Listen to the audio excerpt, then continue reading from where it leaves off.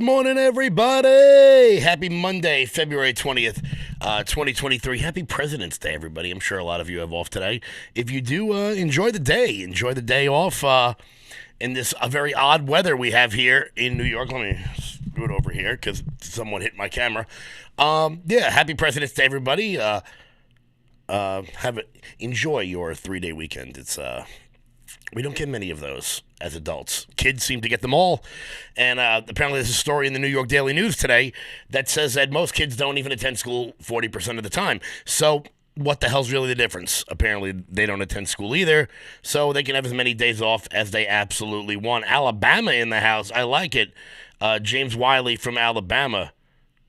Let's see. Are you Bama or are you Auburn? Let's see. That'll be the real test. Alabama or Auburn. Also, I've got a story here. Very interesting. Apparently, the Democrats in Albany don't want to hear the truth about the policies in which they put forth. We knew that. Apparently, pill mills are still up and running here in New York because, we don't have enough drug addicts here. We just need a few more. Also, Ron DeSantis makes a surprise trip up to Staten Island to talk to our cops. He says it's to recruit them to come down and be cops in Florida, although I feel as though it's probably something else. He was actually just pressed by Peter Doocy on Fox News, and we didn't get the answer we want. But the breaking story this morning, Joe Biden makes a surprise trip to Kiev to meet with President Zelensky. So it's very nice to know that Joe Biden is over in Kiev, while one of our major cities in America is currently being poisoned by his administration and the useless people that run that. The useless people like Pete Buttigieg. So nothing to see in Ohio. Nothing to see in Ohio, but we're going to go to Ukraine to make sure the people of Kiev are safe from, make sure they're safe from an army that would have invaded further into Kiev if they had invaded on horseback. But that's what Joe Biden finds important. That's what Joe Biden thinks is important. But before we get started, guys, make sure you guys hit that Rumble button. That's the thumbs up button right on the bottom of the page. Make sure you hit subscribe to this channel. Help this show keep growing and growing. I want to thank everybody over on the Rumble chat for helping this show and the LFA show grow bigger and bigger. I hope you guys liked my little debate with Mike Crispy the other day. I think it was, I don't even know if it was a debate so much as a conversation, but it was a lot of fun. Crispy's a good friend of mine. If you guys haven't seen that, go to rumble.com/LFA, and it's the top video there. Me and Crispy talked for almost 2 hours about a myriad of topics, and it was a good time. Also, guys, head on over to loudmajorityus.com. Sign up for our newsletter. Check out the shop. Use promo code LFA at checkout for 20% off. That's LFA at checkout for 20% off. We just got the USA hoodies back in. Let me pull this bad boy up right here, just in case you guys want to check that out. We wanted to, since we are growing national, we wanted to bring back some of the USA stuff. So make sure you guys grab those while supplies last. Thank you all so much for the support. That's the best way to support what we got going on here over at the Loud Majority. So thank you all so much. But diving right into Joe Biden's surprise visit to Ukraine, Biden makes a surprise visit to Ukraine as a show of support for Ukraine's fight against Russia. It's good to know that Ukraine is in such dire straits that Joe Biden can go visit its capital city with absolutely no problems whatsoever. Joe Biden arrived in Ukraine's capital of Kiev early Monday morning in a surprise visit ahead of the 1-year anniversary of Russia's invasion of the country. This from Fox News. Biden delivered remarks and met with President Zelensky at the Mariinsky Palace to announce an additional $500 million in U.S. aid. So not only did we waste money on Joe Biden going there, but we also wasted money on him bringing money there, because apparently he just couldn't put the check in the mail like most people do. He couldn't just wire transfer it over. No. Our decrepit-in-chief decided that he was going to bring it personally. The new assistance includes shells for Howitzers, anti-tank missiles, and air surveillance radar and other aid, but no new weaponry. The trip was the first time Biden has traveled to Ukraine since Russia launched its invasion 1 year ago. Biden was expected to visit Poland, but who would want to do that, on Monday to mark the one-year anniversary since the war began, but instead embarked on a nearly 10-hour train ride from the Polish border to the Ukrainian capital. Of course, he took a train. He's such a weirdo. He's got like a fetish for trains, Joe Biden. I don't know. People used to call him Amtrak Joe. I don't really understand why. Because he rode the train places. I ride the train to the city at least twice a week. I don't know what his deal is with that. Biden said he visited Ukraine to meet Zelensky and affirm our unwavering and unflagging commitment. Unflagging? I don't know if that's a word. Unflagging commitment to Ukraine's democracy, sovereignty, and territorial integrity. I would wish Joe Biden possibly would care about the democracy, sovereignty, and territorial integrity of our own country, but apparently not. Apparently, that would be asking too much for the decrepit in chief. He noted that the Russian President Vladimir Putin was dead wrong in believing Ukraine was weak. He launched his invasion a year ago. Quote, I am meeting with President Zelensky and his team for an extended discussion on our support in Ukraine. I will announce another delivery of critical equipment, including artillery ammunition, anti-armor systems, and air surveillance radar to help protect the Ukraine. Air surveillance radar? Really? We're giving Ukraine air surveillance radar when meanwhile we got balloons floating over this country? Balloons from China, balloons from apparently some like hobby club. First off, I don't know what the hell kind of a hobby club flies balloons in the air. You know, I mean, that seems like a very odd hobby, but apparently we spent like $500,000 shooting down a balloon that cost $25. So, you know, a minor misallocation of resources from our government, but that's what happens when you're run by idiots. People like General Milley and Secretary Austin, two military generals who have never won a war. I'd be shocked to know if they ever won a battle. But that's what happens in this country. Back to the quote, and I will share that later this week, we will announce additional sanctions against elites and companies that are trying to evade or backfill Russia's war machine, Biden said. So I don't know why those sanctions weren't put in place in the first place. You know, so they've been able to operate with impunity for the last year with absolutely nothing to go, with absolutely no stopping us. Yes, Ohio. Joe Biden should be in Ohio. I can't wait. Yes, beautiful. Absolutely. I can't wait for the real president to get to Ohio. Damn, I wish it was, if Ohio was like, I don't know, 3 hours closer, I'd probably go. I'd probably make the trip out there. It's just so damn far. It's just too damn far for the drive. Biden also said he's looking forward to meeting with the Polish president, Andrzej Duda. Yep, I'm saying that guy's name wrong, but what word ends in a J? Whatever. And the leaders of the Eastern Flank alliances as the U.S. looks to continue rallying the world to support Ukraine. He departed the Ukrainian capital in the early afternoon local time after spending roughly 5 hours in the city. Wow. So this guy spent 10 hours on a train to spend 5 hours in a meeting? What? Just fly, bro. Biden also said he looks, read that. Sirens could be heard in the war-torn Ukraine as Biden arrived in the country. The U.S. has already supported Ukraine with tens of billions of dollars in financial and military equipment. Japanese Prime Minister Fumio Kishida also announced $5.5 billion in aid for Ukraine as Biden visited Zelensky. Good. So it's nice to know that we're not the only people buying into the money laundering scheme that is this Ukrainian war.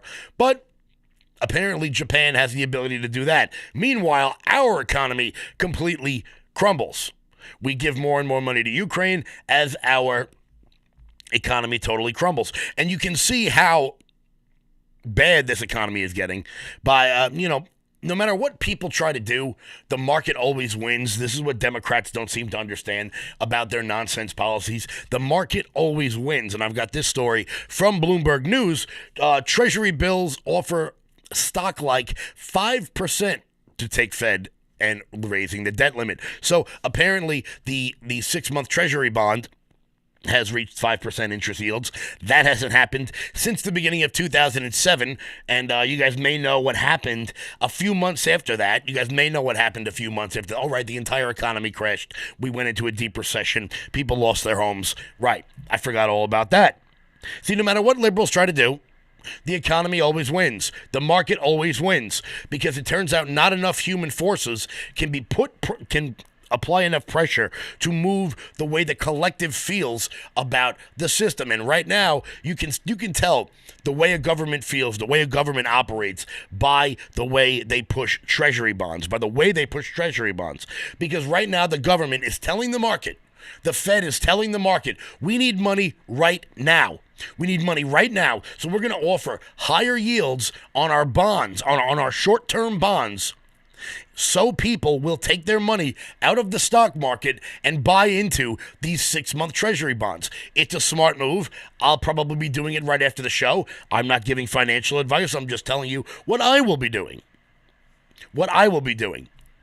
Because there is almost nowhere where you're guaranteed to get 5% interest on any investment you make in any context over the course of 6 months. Why not do that? For every $100 you put in, you get $5 in 6 months. If you were to put that same $100 into a savings account, I believe you would get 1 penny over 6 months. Here you'll get $5. It's not bad. It's not bad. If you're a market guy like I am, I would call your financial institute and maybe consider doing that. But that just shows you how much confidence the market has in the operation of the federal government. That the market is telling the government, you guys need to pump the brakes because right now we don't have enough money to fund the things that you are doing, which is why, as we talk about on both of these shows all the time, the debt ceiling, raising the debt limit. Right now, the market is telling the government, the market is telling the Fed, and the Fed is telling the investors that we do not have the funds to fund the government in the way in which we are spending. Yet Joe Biden has no problem dropping off $500 million to Kiev in the middle of, I don't know, for no reason whatsoever. For absolutely no reason whatsoever. But that's what this government does. It spends money we don't have to impress people we don't like, to buy things we don't need. That's what this government does. And it's always done it. It's always continued to do it. Times are getting tough out there. And I'll prove to you how tough times are getting. Before we get to the next story, guys, head on over to loudmajorityus.com. Sign up for the newsletter. Check out the shop. Use promo code LFA at checkout for 20% off everything on the website. That's the best way to support what we've got going on over here. I want to thank you guys so much for all the support. Well, times are getting tough. Times are getting so tough that apparently pill mills are becoming a thing again. Yep, pill mills are becoming a thing again. This from the New York Post. A drug dealer in a white coat, a Long Island pharmacist, cops to $1 million oxycodone scheme. Good, because we don't have enough junkies out there. We don't have enough of our kids getting hooked on these pills. We don't have enough people out there selling their bodies and selling all their parents' stuff to get pills. But apparently, a man from Cedarhurst decided to use his drugstore in Queens to funnel more pills out onto the street. Quote, a pharmacist was in cahoots with, I love the word cahoots. A pharmacist in cahoots with crooked doctors admitted to illegally selling about $1 million worth of oxycodone pills out of his Queens drugstore, the Fed said. Daniel Russo, 44, of Cedarhurst, Long Island, copped to conspiracy to distribute and possession with intent to distribute oxycodone and distribution and possession of oxycodone and filing false personal and corporate taxes in a federal court on Friday. Russo was a drug dealer in a white coat, the U.S. Attorney for the Southern District of New York wrote in a statement. He abused his pharmacy license and the trust placed in him by the community to illegally distribute an enormous amount of oxycodone, spreading misery in the community and fueling addiction, all to enrich himself. Well, times are tough. Times are tough. People got to start selling drugs out there. People got to go back to the tried and true way of making money in this world, by exploiting the addictions of others. Or as I call it, working for Pfizer. The owner of Russo's Pharmacy in Far Rockaway conspired with medical professionals and employees to fill fraudulent prescriptions of the addictive drug in exchange for hundreds of thousands of dollars in cash between 2021 and 2024, prosecutors say. Well, it's nice to know that this guy committed this crime, what are we at now, 8 years ago, 9 years ago, and he's finally being held accountable for it. I wonder how many more pills he sold in that 8 or 9 year period. Russo then failed to report more than $1 million in earnings, which he made from the illicit drug scheme. More than a dozen doctors who Russo filled prescriptions for have already been convicted in the connection with the oxycodone distribution scheme, according to the Justice Department. Quote, at the same time Daniel Russo was illegally peddling oxycodone out of his pharmacy, he was pocketing and not paying taxes on income from those sales and other businesses, the acting deputy assistant attorney general Goldberg said. So I do love the fact that almost no mention is made of the fact that this guy is poisoning his community, but hey, he didn't pay the tax on the illegal money he was making, and that's what got him. That's incredibly important. Quote, what do we got here? Quote, everyone is required to pay their fair share of taxes, whether they make the money legitimately or through criminal activity, the prosecutor said in a statement. Wow. What, you actually said that out loud? You tried to get your Democratic bona fides in so strongly that you had to bring in paying your fair share in taxes, whether the money is made legitimately or through criminal activity? These people have absolutely no shame. These people have absolutely no shame whatsoever. It's unbearable. It's absolutely unbelievable. Fair share in taxes. You're a criminal, bro. If you're going to commit crimes by selling pills to a neighborhood already beset by addiction, you really think anybody gives a crap if you're paying taxes on the money or not? This is what happens. Look at this idiot in Kiev. Or Kiev, whatever the hell we're calling it now. It's unbearable. The story I wanted to get to today, before Joe Biden popped his goofy ass into Ukraine to give away more of our money that we don't have. I did want to talk about this. The Albany County District Attorney. Something happened up in Albany, and it's starting to show the crack in the Democrats' narrative. Before I get to that, I just want to give a big happy birthday shout out to my partner in crime over here, John Cafaro.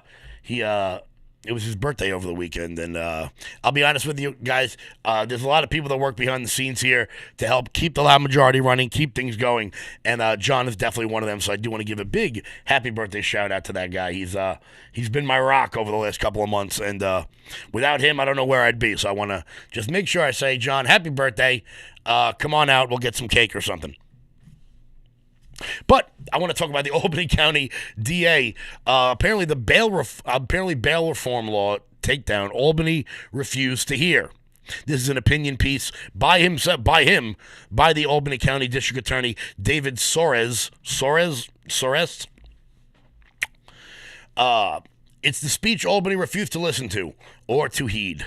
David Soares is the Albany County District Attorney, an African-American and Democrat, yet he's also a fierce critic of the criminal justice reforms passed by the legislature, saying they have made the state less safe, victimized black residents. He was slated to address the state Senate hearing on crime, but was disinvited because legislators did not like the optics of being criticized by someone they say couldn't dismiss a white supremacist or Republican. So they're calling this black Democrat a white supremacist, thus not allowing him to speak at a state Senate hearing. I'd love to have a state senator on this show to talk about it, but they're not allowed to come on. They're told they're not allowed to be here. So we'll see if we can get one of them on to talk about what exactly happened here. The remarks eventually read into the record by someone else, and they were quickly ignored. So here, in Soares' own words, is what has gone wrong in New York and what needs to be done. Will Albany continue to dismiss the problem? This is his statement that was supposed to have been read by him on the record, but he was disinvited because people in the state Senate decided to call him a Republican, despite the fact that he's an elected Democrat. They decided to call him a white supremacist, despite the fact that he is black. This was his statement. And I think it's incredibly important that we all hear that the narrative for Democrats are starting to break. The narrative is breaking when it comes to bail reform. And soon, people are going to have to admit the fact that they screwed up. And if they don't admit to that fact, it is up to us over the next year to convince people how badly they've screwed up and vote these characters out. This was his statement. Thank you for having me here to testify about public safety in New York State. I'm going to open by saying you've all heard before. The reforms passed in 2017 and 2019, although they were intended and brought about important changes, have been extremely detrimental to the public. What you may not have heard before is the hard truth, that these reforms have had their most devastating impact on black and brown communities. If you take an honest look at the data, the increase in crime, the victims of those crimes, and the locations of the most violent crimes, the connection is quite clear. I'll set the stage by taking a look at our practices before the reforms. For statistical purposes, I will highlight a large metropolitan county and a mid-size upstate county. One area that commanded much attention before the reforms were the percentage of people who were being held on bail post-arrest but pre-conviction. Let's set the record straight. That was always low, even before bail reform. In Albany County, 40% of the beds at our correctional facility were occupied by sentenced defendants and defendants awaiting trial on violent felonies. A 2019 study of a jail population in Queens County found that 95% of defendants being held pre-trial were held on felonies.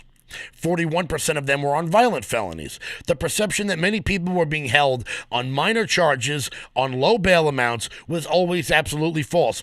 In fact, the same Queen study showed that defendants being held solely because of their inability to post bail on misdemeanor charges had an average of more than 5 felony arrests, 7 misdemeanor arrests, 7 misdemeanor convictions, and almost 3 failures to appear. What he's saying is that all the people that were being held on bail for minor misdemeanors were all the people who had prior violent histories before. This wasn't, as we were led to believe, some people can't afford bail and they get caught smoking pot in the park and then they're stuck languishing in jail for weeks and months because they can't afford to pay $1,000 bail. No. Majority of those people were already there for violent crimes, for failure to appear in court. According to the Black Democratic District Attorney of Albany, at some point, repeated violations of the law and disrespect for the process have to be treated with the level of seriousness it deserves. When bail reform took effect just over 3 years ago, thousands of defendants were released from local jails. In fact, some judges actually started a soft launch, if you will, by releasing some defendants in November of 2019 in the anticipation of the new law, apparently to avoid the mass release of thousands of incarcerated individuals on one day. And perhaps that would have garnered bad press. Among those individuals suddenly released were hundreds of accused drug dealers, car thieves, shoplifters, burglars, and robbers statewide. Members of law enforcement have often told that the suspension of services during the overlapping coronavirus pandemic were the driving force behind the increase in crime in 2020. While that was undoubtedly a contributing factor, that is not a holistic explanation for the decline in public safety. We actually do have a short window of time to analyze the post-reforms, but pre-COVID. That would be the first 2.5 months of 2020. Crime had already started rising by a lot by the time the coronavirus pandemic hit. In New York City alone, crime rose 20%, ending a 27-year stretch of yearly crime reductions.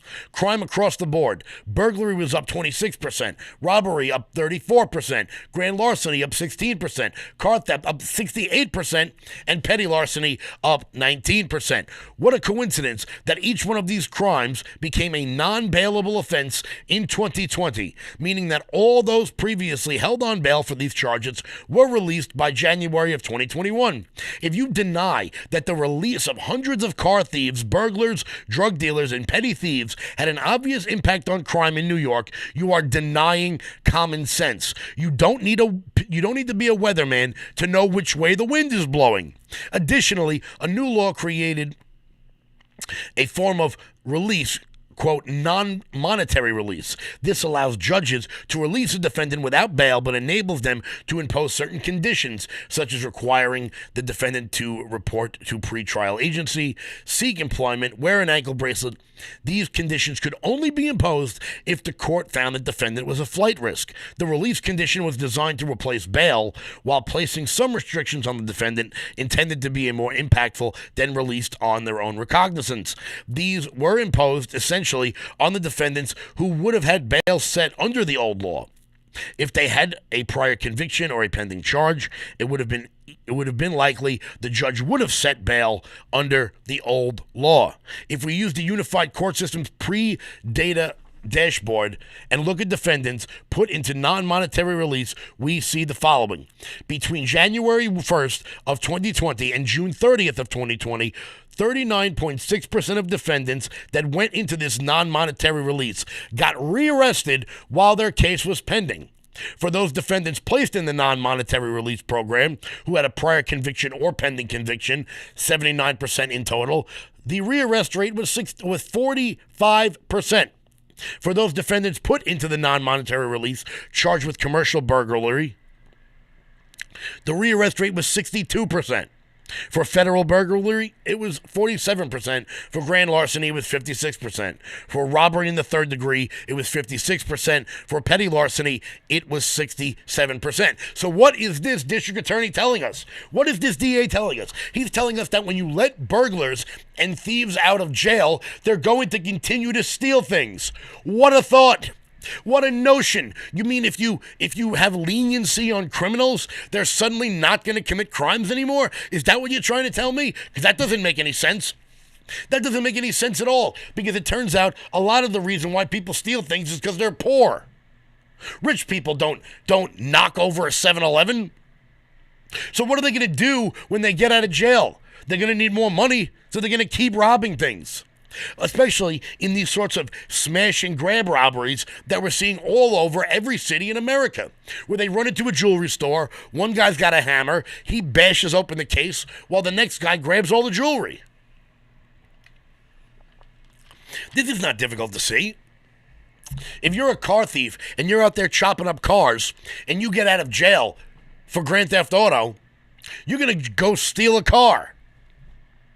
It's not a crime you need to build on. It's not like drug dealing where you got to go get some money up and you got to go get the stuff and you got to go to people. No, you just walk into a deli and reach behind the counter into the cash register. This isn't hard. This is not hard to see. Back to his statement. However, even these numbers undercount the full scope of recidivism. They do not count rearrests during the time between the plea and the sentence, which can run weeks or months. They only count one rearrest. So if a defendant gets rearrested 4 times while out on bail, it only counts in the Department of Criminal Justice Services stats as one arrest. The implicit assumption in all of these that the career criminal is being arrested every day they commit a crime is naive, to say the least. Of course, you don't get arrested every time you commit a crime. So while you're out on non-monetary bail for that 6 months between when your pre-trial hearing and your sentencing, you're going to continue to commit crimes, because really, what the hell do you have to lose? In the mind of someone who is determined to break the law, the ability to repeat offenses over a short period of time with minimal repercussions serves only to incentivize such behavior. Speaking of recidivism behavior with the removal of consequences, the impact of the raise the age has been comparably detrimental to public safety. Since the implementation of raise the age, Albany County has seen 312 raise the age cases involving only 230 defendants. I only say approximately because these numbers can change on a day-to-day basis. 34% of those defendants who have been arrested more than once. 19% of those rearrested were defined as minors. Of those rearrested, 62% were rearrested for a violent felony. So it turns out that when you let the little stuff go, you end up rearresting people for bigger things later, which we know to be true. We know that to be true from the theory of broken windows policing policy. That if you arrest the person who jumps the turnstile, that person does not then have the opportunity to rape someone on the subway. We know that to be true. It's not hard. We know what policies work in policing. We know who makes policing work. Yet people continue to elect Democrats, put them in positions of power, and then we get this sort of nonsense. But what do those numbers mean? Those numbers mean that transferring a case to family court often leads to a defendant being returned to the very community that led them down the path to begin with. Violent cases need to remain the adolescent part to prevent future community harm. But back to the bail reform law. We should also look into the literal wording of the law, specifically the words least restrictive. These two words from the Bail Elimination Act are specifically referenced by judges when making a determination on bail. The standard often leads to a demonstrably dangerous person being returned to the same environment and community in which they committed their crimes. This helps neither the community nor the offender. I'd like to conclude by saying that despite the wild misconceptions and generalizations and assertions of activists about the intentions of prosecutors, our aim isn't to lock up as many people as possible for as long as possible. The decade and a half period between the Rockefeller reforms and pre-bail reforms in 2020 reflect the greatest gains in public safety in the history of the state of New York.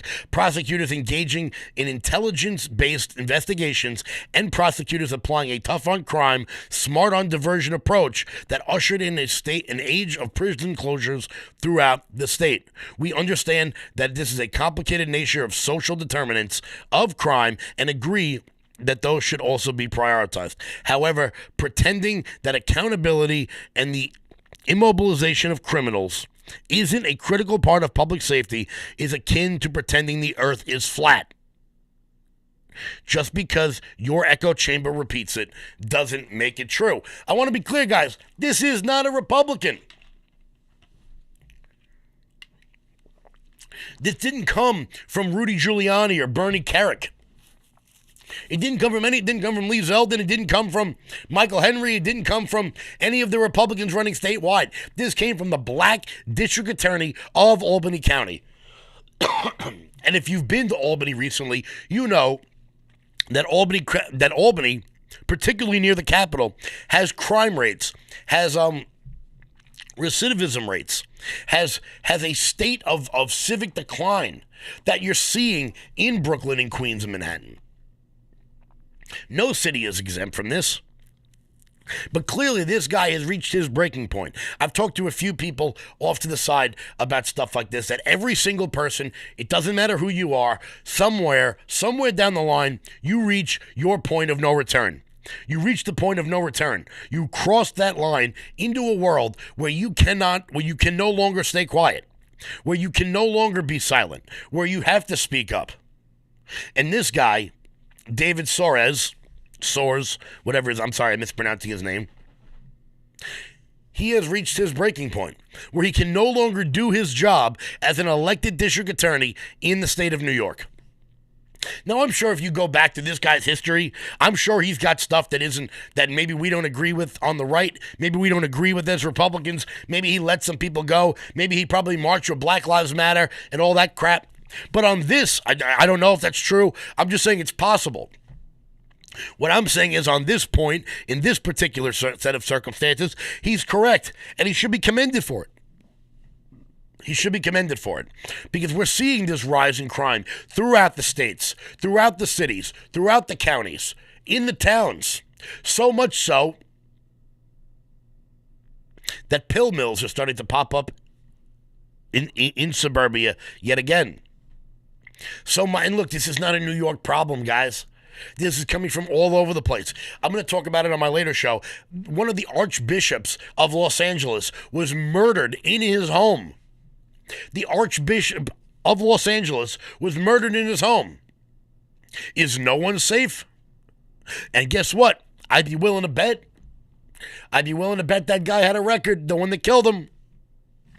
You know, the big story coming out of yesterday Another big story coming out of yesterday. Memphis police seek persons of interest in shooting that left 1 dead and 10 others wounded. But, of course, we get nothing from that from the mainstream media. Why? Why? Because the 3 persons of interest didn't use an AR-15 and they weren't white. I bet you they had criminal records. You don't go into an establishment, you don't go into a nightclub, guns a-blazing, your first time out committing crimes. That's just not the way criminals operate. That's just not something you do. Memphis police said 1 person was fatally shot to death and 10 others were wounded after gunfire erupted at and around a nightclub early Sunday. The department later released images of the 3 persons of interest wanted for questioning. 1 of them, according to police, needed medical attention. 5 of the wounded surviving victims remained in critical condition by midday Sunday, while the other 5 were released from the hospital. The gunfire stretched to 2 separate but nearby scenes, which, according to investigators, believed to be connected. Of course. This is what happens. This is what happens when you ignore reality and you let crime run rampant. I bet you these 3 guys that had prior charges, I bet you at least one of them should have still been locked up. But we don't talk about those sorts of things. We don't talk about that stuff. What we do is we sit back and we let rich white liberals make excuses for why they are morally virtuous, for removing police, removing district attorneys, removing good people from bad neighborhoods in order to promote some sort of equity program. We allow that to happen. And that's just the way we run things here in the state of New York. It's a shame, but that's what we do. That's what we do here in the big cities all over America. We let bad prosecutors get in, and we sit back and do nothing.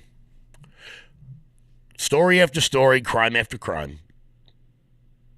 And nothing else changes. I do want to get to a fun story today. Today was a little doom and gloom, as always on this show. I hate having to talk about bad things. But now we're going to talk about something good. It turns out that apparently Don Lemon has actually, we don't know if he's been fired yet, but he's going to start the week off the anchor desk at CNN. This could not happen to a nicer person. This from, who wrote this over at the Post Millennial?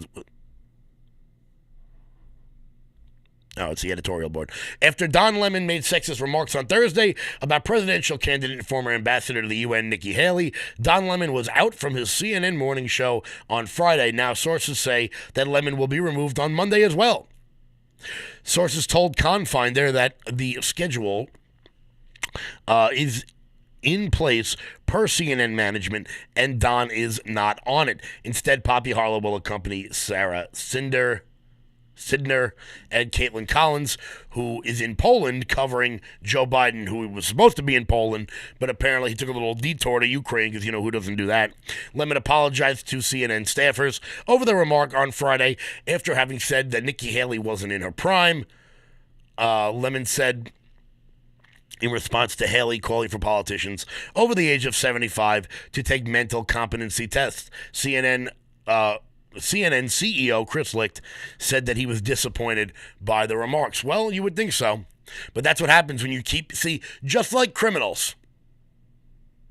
With no consequences, they will continue to repeat the same behavior over and over again, just like Don Lemon, who is allowed to go on television and spew vile nonsense, uninformed nonsense, dumb comments with no repercussions for years.